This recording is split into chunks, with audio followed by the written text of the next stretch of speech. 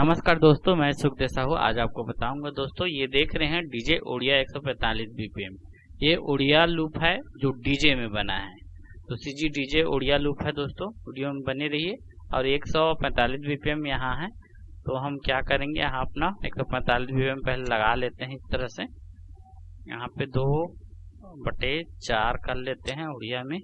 और click on है। तो आपको पूरा मैं कंप्लीट चला के बता रहा हूँ दोस्तों।